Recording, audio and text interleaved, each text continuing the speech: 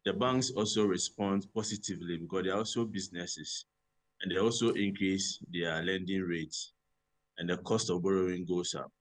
For a typical business person in Ghana, largely most of them get their money from the banks. And anytime the lending rate goes up, it means that they are borrowing at a higher rate. So you have a business person who has an opportunity to either expand or supply a new product at this time. And because the policy rate is up, the person is going to borrow at a rate of around 40 to 45%. Definitely is going to increase the cost of doing business, the cost of production. I've seen businesses which, because of this increment, they are not able to expand. And those who probably need working capital at this time, they are not able to get it. So their production definitely will go down. So very soon, definitely businesses that are going to borrow will feel this impact. And those who, for one reason or the other, because of the high interest rate, they are not able to borrow to expand or even as a working capital, definitely they are going to lay off people. So, I mean, it's not a good news. It's not something that any business person will be happy about. If they are not able to borrow, the only option for a typical business in Ghana is that when they make profits, then they reinvest the profit into their businesses. Now, almost all businesses are running at a loss. Some are largely breaking even. So that source of funding for expansion is also not there. So businesses definitely are going to feel the impact of this increase in policy rate that will translate in increase in right, that's where the worry is, that because if the business are feeling the pinch, then we the consumers are also going to have to share in that burden. You know, you're going to pass it on to us. And yet the purchasing power of the consumer is not increasing. In fact, it is depreciating in value. So what are your expectations in this media budget review, which is going to be presented in the coming days? Largely is within the fiscal policy. Already there are a lot of taxes in the system. The ones that are being introduced are taxes that are old, and they are repackaging it and increasing the rate. Now, we don't expect actually that, one, there will be any new taxes being introduced in this budget. Two, we also do not expect that old taxes will be repackaged and the rates being increased. So, and some of these taxes that are already there, they have outlived their usefulness.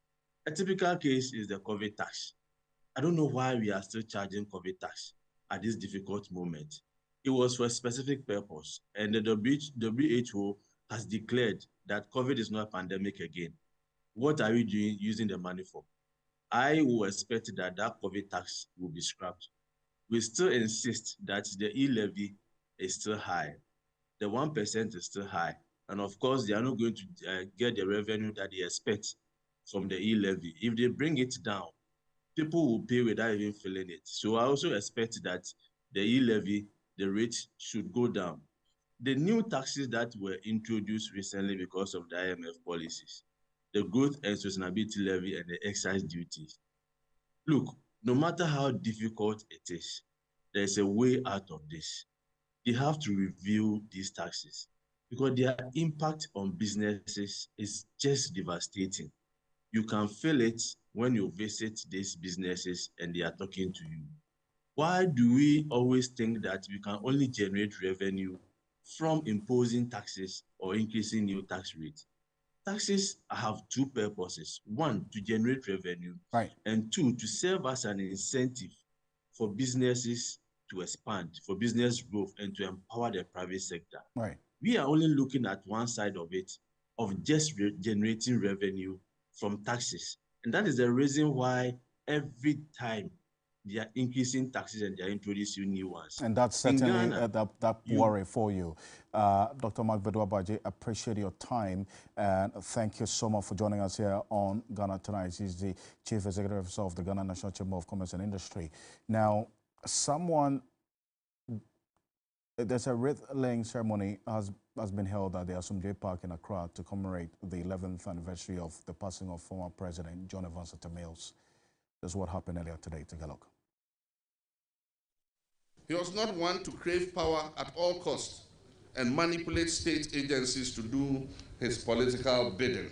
The Electoral Commission was truly independent, and the judiciary did not live in fear of not satisfying the president's wishes by their verdicts. He did not weaponize justice, unlike what we are living through today.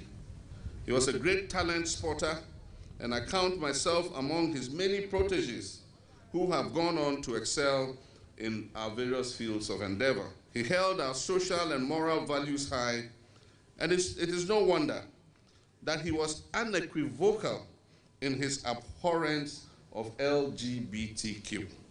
If there is anything that stands tall about him, is the fact that he rose to the highest, but at no point ever forgot his groundedness, his simplicity, his humility. I remember even when he was contesting the first time to be president, he kept saying, I am not desperate to be president. Now those words for politicians sounded a little bit out of place. But for me, I think what he sought to do was to bring into our nation and into the body politic the fact that we do not need to be desperate to become what we are destined to be.